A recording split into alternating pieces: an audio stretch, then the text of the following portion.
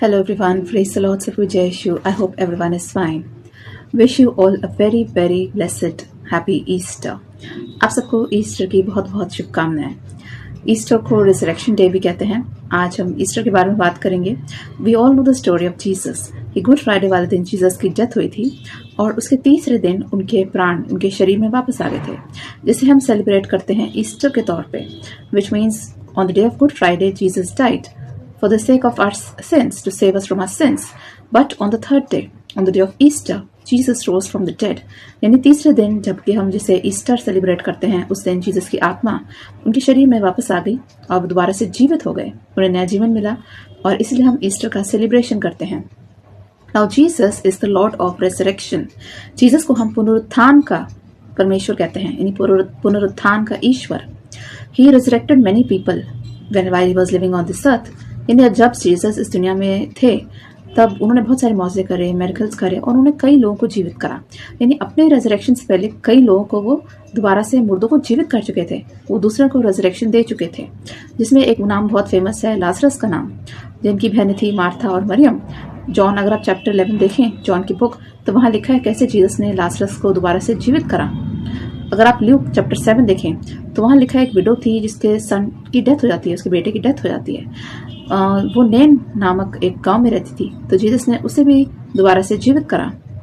एक छोटी गर्ल होती है, जेरियस डॉटर, छोटी लड़की होती है 12 साल की, जीसस ने उसको भी जीवित करा था मृतकों में से। तो जीसस ने अपने रेजरेक्शन से पहले ही लोगों को नया जीवन देना शुरू कर दिया था। ऐसे बहुत सारे लोग थे बाइबल में रिकॉर्डेड हैं जिन्हें जीसस ने मुर्दों में से जीवित करा, उनको जीसस ने दिया resurrection. Now Jesus was crucified on the cross for his goodness. यीशु मसीह की अच्छाई के लिए, उनके धार्मिक जीवन की वजह से उनको मृत्यु मिली क्रूस पर। But when he died he took the last breath. The Bible records many graves were open and many people rose from dead. They went into the city and they were seen by people. ऐसे Mathews chapter 27 versus 51 से 53 में लिखा है। जब Jesus ने आखिरी सांस ली, जब उनकी डेथ हुई, तो बहुत सारी जो ग्रेव्स थी, जो कब्रें थी, वो फट गई थी और उनमें से मुर्दे जी उठे और वो जाके बाद में शहर में गए और लोगों को नजर आए। विच मीन्स जीसस ने जब जीवित थे तब तो उन्होंने मुर्दों को जलाया, जिंदा किया, लेकिन जब उनकी डेथ हुई, अपने मरने के बाद भी उन्होंने लोगों को दिया रिजरेक्शन, यानी पुनरुत्थान, यानी उनकी मृत्यु के बाद भी वो लोगों को जीवित कर रहे थे। और बाइबल में रिकॉर्डेड है मैथ्यूज चैप्टर 27 में वर्सेस 51 से 53 में कि जब यीशु मसीह ने आखिरी सांस ली, जब उनकी डेथ हुई, तो उस टाइम पे कब्रें फट गई और बहुत सारे मुर्दे वो जी उठे थे और यीशु मसीह ने उनको दिया पुनरुत्थान, यानी रेजरेक्शन, यानी नया जीवन। Jesus is the son of God. यीशु मसीह परमेश्वर के बेटे हैं, वो स्वयं प्रभु हैं। He willingly died on the cross. No one could kill God. He accepted death willingly on the cross. यानी यीशु मसीह को किसी ने मारा नहीं था, उन्होंने अपनी मर्जी से अपने प्राण त्यागे थे, क्योंकि ईश्वर को कोई मार नहीं सकता। तो यीशु मसीह ने अपनी मर्जी से मृत्यु को गले लगाया था, उन्होंने अपनी मर्जी से अपने प्राण त्यागे थे क्रूस पर। ऐसा फिलिपियों में लिखा है चैप्टर 2 वर्स 8 में, no one can kill God, Jesus willingly accepted death on cross. उन्होंने ऐसा क्यों करा? उन्होंने ऐसा हमारे लिए करा था ताकि हमें नरक की आग से हम बच जाएं और हमें मिले अनंत जीवन, यानी हमें मिले eternal life. Now when Jesus died on the cross, devil thought he won the battle. यानी यीशु मसीह की जब क्रूस पर मृत्यु होती है तो शैतान को लगता है कि वो ये बैटल जीत गया, वो जीसस से जीत गया और जीसस हार गए, पर ऐसा नहीं हुआ। The death could not contain Jesus. Hell could not contain Jesus. The devil could not contain Jesus. यानी यीशु मसीह को कोई भी रोक नहीं पाया, ना उन्हें डेथ रोक पाई, ना उन्हें नरक रोक पाया, ना उन्हें शैतान रोक पाया। The hell could not stop him. The death could not stop him. The devil could not stop him. And on the third day, Jesus rose from the dead, which we celebrate as Easter. यानी तीसरे दिन Jesus दोबारा से मुर्दों में से जी उठे, उनकी पवित्र आत्मा वापस उनके शरीर में आ गई और उन्होंने लोगों को प्रूव करा कि वो सन ऑफ गॉड हैं, कि वो ईश्वर के बेटे हैं और वो आज भी जीवित हैं और वो सदैव जीवित रहने वाले हैं, वो हमेशा के लिए जीवित रहने वाले हैं। ईश्वर जो है वो हमेशा के लिए जीवित रहते हैं। Jesus is alive forever, he is never going to die, he is a living God. Now what happened on the day of Easter? यानी ईस्टर वाले दिन ऐसा क्या हुआ था? On the third day, some women, along with Mary Magdalene, they went to the tomb with spices. यानी जब Jesus की डेथ होती है गुड फ्राइडे पे, तो उसके तीसरे दिन कुछ औरतें मरियम मगदलीन के साथ वो जीसस के टूम में जाती हैं जहाँ उन्हें दफनाया गया था और अपने साथ वो कुछ स्पाइसेस यानी मसाले ले जाते हैं। They saw the stone rolled away. The angel told them that you are seeking the living among the dead। यानी जो वो वहां पहुंचते हैं तो उनको पता चलता है कि पत्थर वो ऑलरेडी हटा हुआ है केव के आगे से, और वहां जब अंदर जाते हैं उन्हें दो एंजल्स नजर आते हैं जो उन्हें कहते हैं कि तुम मुर्दों में जीवित को क्यों ढूंढ रहे हो। Why are you looking for the living among dead? वो कहते हैं कि ये जो केव है वहां मुर्दे दफनाए जाते हैं, लेकिन यीशु मसीह जिंदा है, आप उन्हें मुर्दों में क्यों ढूंढ रहे हैं। The angel further said, He has risen. See the place where they lay him. This is written in Luke 24 chapter verse 6। यानी एंजल्स उनको कहते हैं कि इसी जगह पे आपने उनको उनके शरीर को रखा था, अब आप आकर देखो कि यहाँ कोई भी नहीं है। क्यों? क्योंकि यीशु मसीह जीवित हो चुके हैं। He is risen. The women went back in a hurry। यानी वो लेडीज जो होती हैं, women जो होती हैं, वो जल्दी जल्दी वापस भागती हैं। And Jesus appeared to Mary Magdalene later on। और कुछ टाइम के बाद जीसस मरियम मगदलीन को नजर आते हैं। ऐसे जॉन चैप्टर 20 वर्स 11 से 18 में लिखा है, नाउ मरियम Magdalene was a woman who had 7 evil spirits living in her, and Jesus had driven the evil spirits from her। He had delivered her from the spirits। यानी मरियम मगदलीन वो औरत थी जिसमें 7 दुष्ट आत्माएं रहती थी, और जीसस ने उसको उन दुष्ट आत्माओं से बचाया था। ऐसा ल्यूक चैप्टर 8 वर्स 2 में लिखा है। Now she lived a very wretched life on this earth. यानी आप इमेजिन कर सकते हैं जिस इंसान में दुष्ट आत्मा होती है उसका क्या हाल होता है। अगर किसी में एक दुष्ट आत्मा है तो वैसे उसका बुरा हाल हो जाता है, लेकिन मेरे मैगदलीन में 7 evil spirits से तो आप सोच सकते हैं कि वो कितनी बुरी हालत में थी, कितनी रेचेड हालत में थी। She was a possessed woman. There was no God living in her heart. That's why the spirits could possess her। यानी हम ये समझ सकते हैं कि जरूर वो खुदा से बहुत दूर रही होगी, तभी उसके अंदर 7 आत्माएं आके वास करने लग गईं। Now that was her situation, but Jesus delivered her from that situation। यानी यीशु मसीह ने उसको उस बुरी हालत से बाहर निकाला, उसको उन आत्माओं से आजादी दिलाई। And she was the first woman who witnessed the resurrected Lord। यानी जीसस ने उसको चुना अपना पुनरुत्थान वाला रूप दिखाने के लिए। Jesus appeared to her first in his resurrected form। ऐसे जॉन चैप्टर 20 में लिखा है। Now Easter is a message of hope for us that no matter how much we have messed up in our life, Jesus can resurrect us। यानी मरियम मगदलीन की life को देख के हमें क्या लगता है कि अपनी लाइफ के साथ आपने कितना भी मैस करा हो, कितना भी कबाड़ा क्यों ना करा हो, कितनी भी हमारी लाइफ रेचेड क्यों ना रही हो, लेकिन जीसस क्राइस्ट हमें हर सिचुएशन से बाहर निकाल सकते हैं, जैसा उन्होंने मेरी मैगदलीन को उस सिचुएशन से बाहर निकाला। He can deliver us from any situation। He can put life into any dead situation। He can rebuild us up। यानी रेचेड का अगर आप मीनिंग डिक्शनरी में देखें तो उसका मीनिंग दिया है मनहूस, यानी मनहूस जीवन। यानी मरियम Magdalene was a wretched woman, but when she saw resurrected Lord she became a blessed woman, which means from wretched she became blessed. यानी उसका जो जीवन था जब दुष्ट आत्मा उसमें थी तो बहुत मनहूस जीवन था, क्योंकि ऐसे लोगों से जनता दूर रहती है। यानी लोग अपने आप को, जिन लोगों में स्पिरिट्स होती हैं उनसे अपने आप को दूर रखते हैं। So from that situation she became a blessed woman. Her life became from wretched to blessed. Now when Jesus resurrected, he gave many proof to his disciples। यानी यीशु मसीह जब दोबारा से जीवित हुए वो अपने चेलों को नजर आए और उन्होंने उनको कई सारे प्रूफ दिए कि वो जीवित हैं। सबसे पहले वो टॉमस से मिलते हैं। जब वो टॉमस से मिलते हैं तो उससे कहते हैं कि तू अपने जो हाथ हैं वो मेरे घावों में डाल के देख, विच मीन जो जीसस के हाथों पैरों पे जो नेल्स के निशान थे और जो उनकी चेस्ट में भाला भेदा गया था। तो जब वो टॉमस को मिलते हैं तो उनसे कहते हैं कि मेरे निशानों को, मेरे घावों को छू के देख। ऐसा जॉन चैप्टर 20 वर्स 27 में लिखा है। Then another example is given in John chapter 21 verse 1 to 14 where Jesus ate fish along with his disciples. यानी यहाँ पे जीसस ने अपने डिसाइपल्स को प्रूव करा कि वो जीवित हो गए हैं उनके साथ फिश खा के, और थॉमस को भी उन्होंने प्रूव करा जब उससे कहा कि मेरे घावों को छू के देख कि मैं दोबारा से जीवित हो चुका हूँ। Which means after his resurrection Jesus gave many proof to his disciples that he has risen from the dead. The message of Easter does not end with the resurrection of Jesus। We too will rise on the last day। यानी Easter का जो message है वो यीशु मसीह के पुनरुत्थान के साथ खत्म नहीं होता। जीसस ने हम सबको प्रॉमिस करा है कि जैसे वो जीवित हुए हम भी आखिरी दिन दोबारा से जीवित होंगे यीशु मसीह की तरह। ऐसा 1 Corinthians chapter 6 verse 14 में लिखा है। We too will see resurrection in our life and our life will not end in death। यानी हमारा जो जीवन है वो मृत्यु के साथ अंत नहीं होगा, क्योंकि हमें भी मिलने वाला है पुनरुत्थान, हमें भी मिलेगा रेसरेक्शन जैसे कि जीसस को मिला था। We will be raised up in glory as John chapter 6 verse 54 में लिखा है। अगर हम यीशु मसीह में यकीन करते हैं तो यीशु मसीह की तरह दोबारा से हम जीवित होंगे और हमें मिलेगा नया जीवन। When we will rise, this body will change from physical to a spiritual being।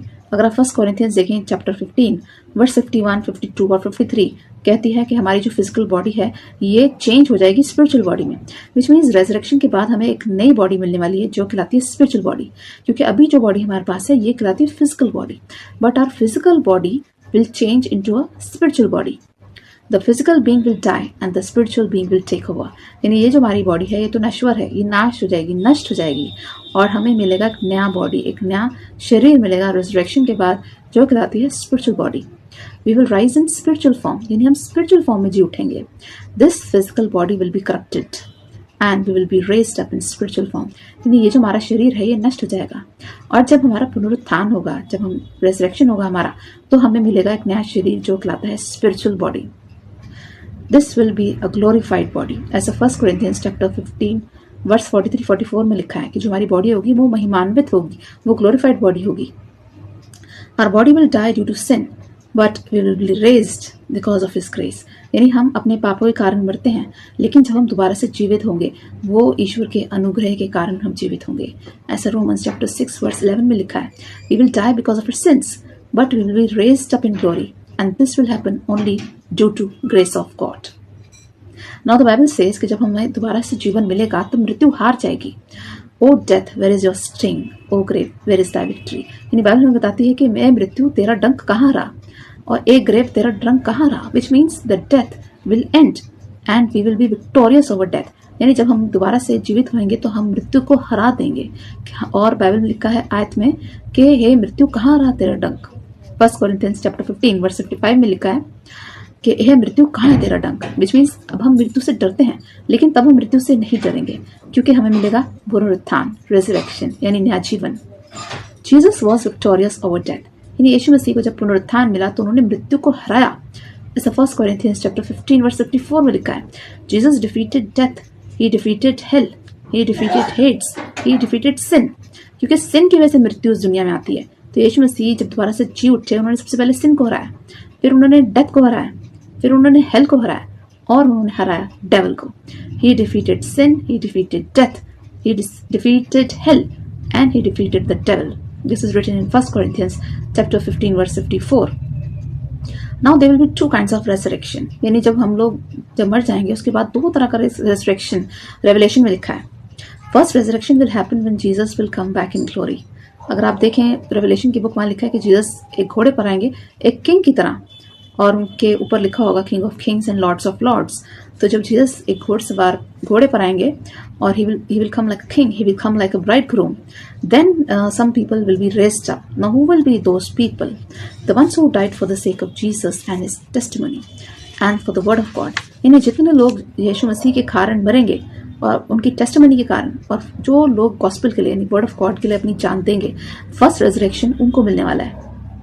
They will remain with Christ alive and they will reign with him for 1000 years. ये बाइबल हमें बताती है ये पहला रिजरेक्शन होगा जिन लोगों ने अपने प्राण यीशु मसीह के कारण दिए हैं और जिन लोगों के सर कलम हुए हैं यीशु मसीह के कारण, जिन्होंने अपनी जान दे दी वर्ड ऑफ गॉड के लिए यानी गॉस्पेल के लिए, जो यीशु मसीह के कारण मारे गए उनको मिलेगा सबसे पहले resurrection. This is called first resurrection और उन्हें मौका मिलेगा यीशु मसीह के साथ 1000 साल रूल करने का।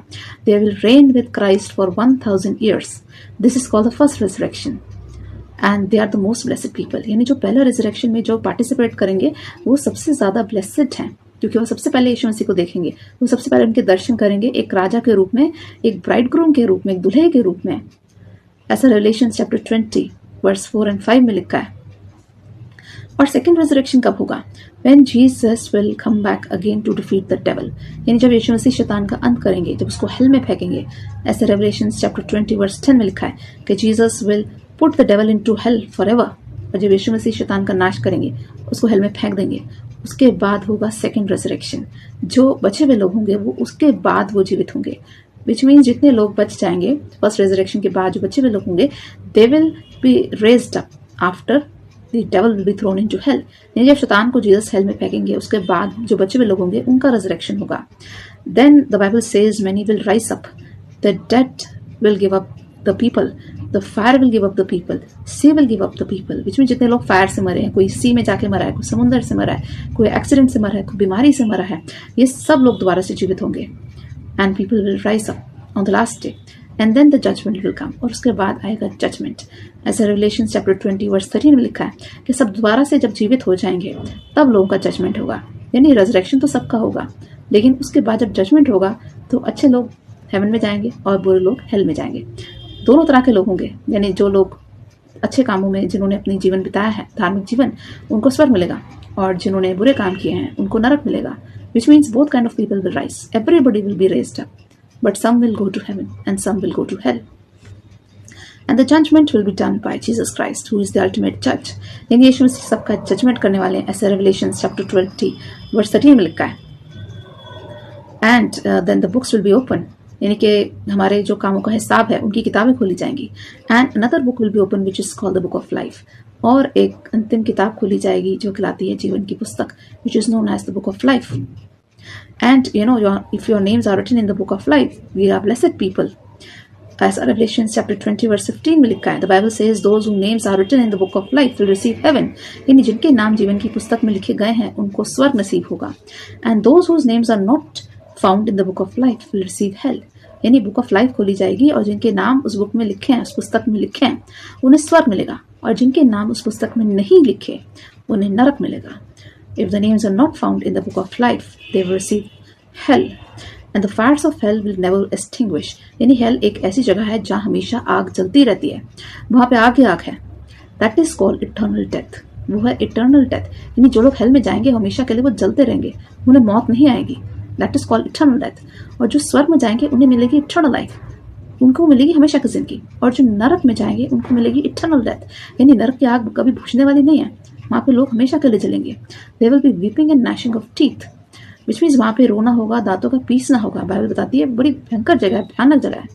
ऐसे रेवलेशन चैप्टर 21 वर्स 8 में लिखा है, We still have time. Make sure that our names are written in the book of life. ये सुनिश्चित कर लें कि हमारे नाम, हम सबके नाम जीवन की पुस्तक में लिखे हैं।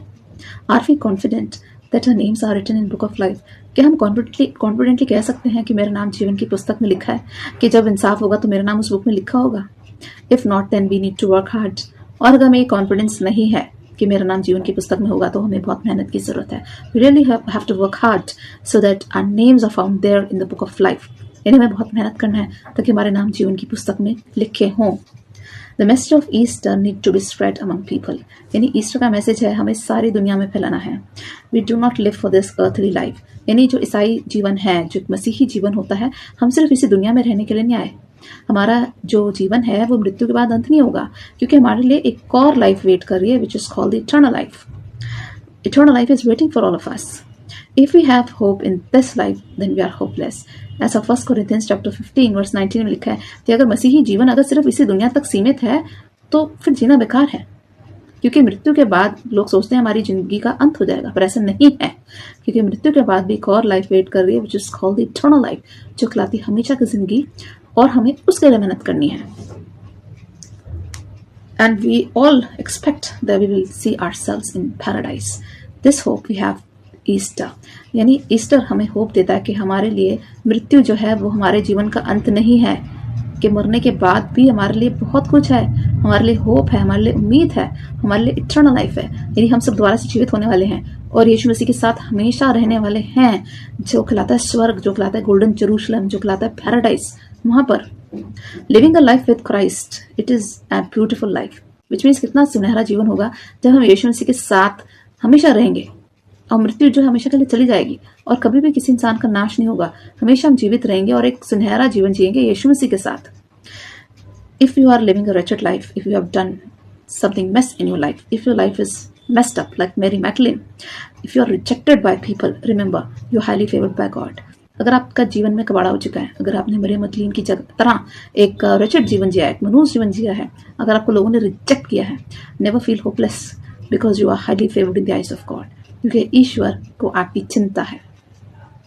Remember you are highly favored. Man looks at the face, God looks at the heart. यानी बाइबल हमें बताती है कि इंसान जो है वो चेहरे को देखता है, लेकिन परमेश्वर हमारा हृदय देखते हैं। ऐसा 1 Samuel chapter 16 verse 7 में लिखा है। यानी हम इंसान को जज करते हैं उसके फेस के बेसिस पे। अब कोई बहुत सुंदर है तो बड़ा अच्छा है, और अगर कोई सुंदर नहीं है तो हम कहते हैं he is not good. But God judges by heart. यानी ईश्वर इंसान का दिल देखते हैं कि किसका दिल अच्छा है। God looks at the heart, man looks at the face. Mary Magdalene must have never thought Jesus will appear to her after resurrection.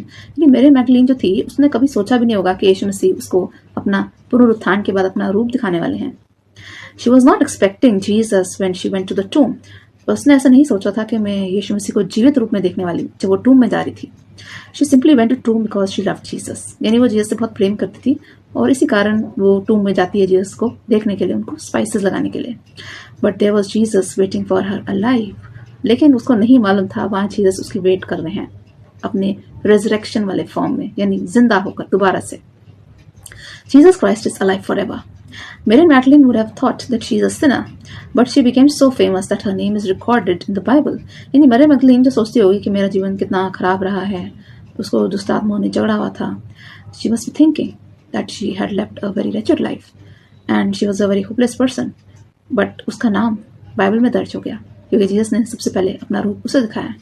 God can choose any person. Easter brings a message of hope for the hopeless. यानी जो hopeless होते हैं लोग, जो hopeless situations होती हैं, वहाँ Jesus हमें बताते हैं कि ईस्टर जो है वो एक मैसेज है होप का. Remember, our Lord is a alive God.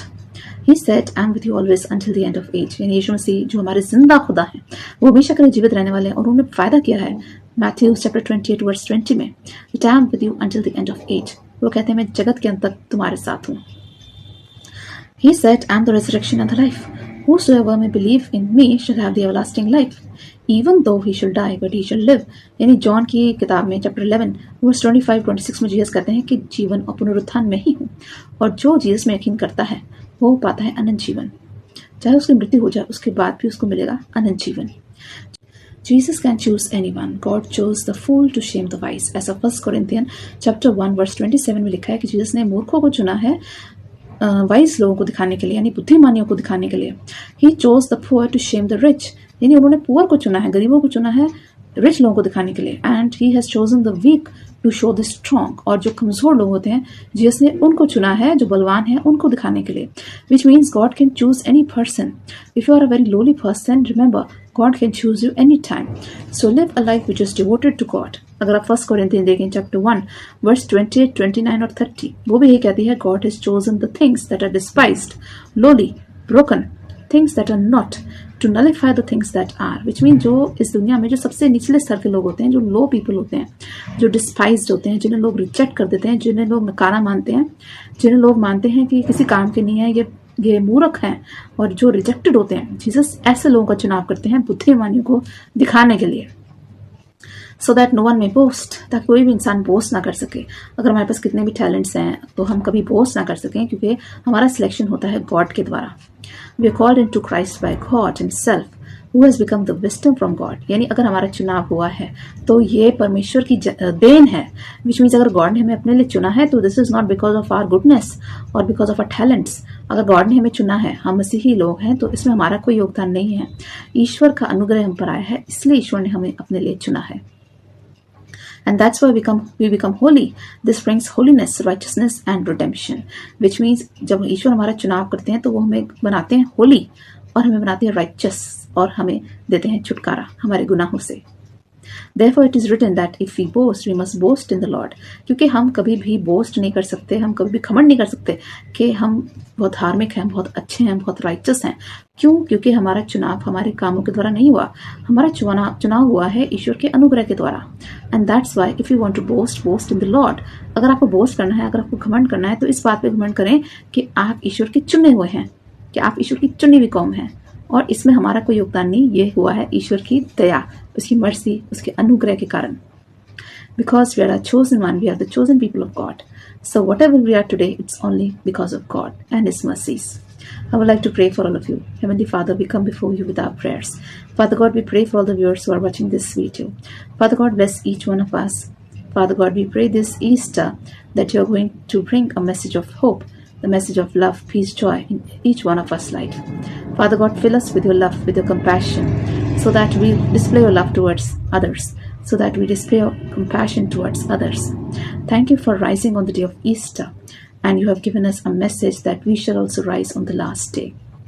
Father God, you said in the Bible that you have prepared mansions for us. Thank you for preparing those mansions for us. Help us to work hard so that our names are written in the book of life. Father God, we pray for everyone who's seeking healing. We pray for all those who are seeking any kind of breakthroughs in their life. We pray for all those who are facing any kind of problems, financial problems, economic problems, or any kind of troubles that they are facing in their lives, or any kind of obstacles that they are facing in their lives. Father God, bring a joy, a new hope in each one of us lives. And we know that you're going to change our lives forever, because you have promised in the Bible that I'm with you always until the end of age. And you have also promised that neither you're going to leave us nor you're going to forsake us. Father God, we pray for all the viewers that you're going to bless each one of us this Easter. And you're going to fill our hearts with your love, with your hope. And you're going to provide breakthroughs to all of us. We seek your Holy Spirit. Father God, bless each one of us with your Holy Spirit. We give all glory and honor to your name. We ask this prayer through Jesus Christ, our Lord. Amen. I hope this Easter will bring a message of hope in your life. So no matter how wretched life you have lived or how much you're messed up with your life, remember Jesus can bring changes in your life. And you're going to see miracles ahead, perhaps if you have faith in God. Stay blessed. Happy Easter once again. Bye-bye.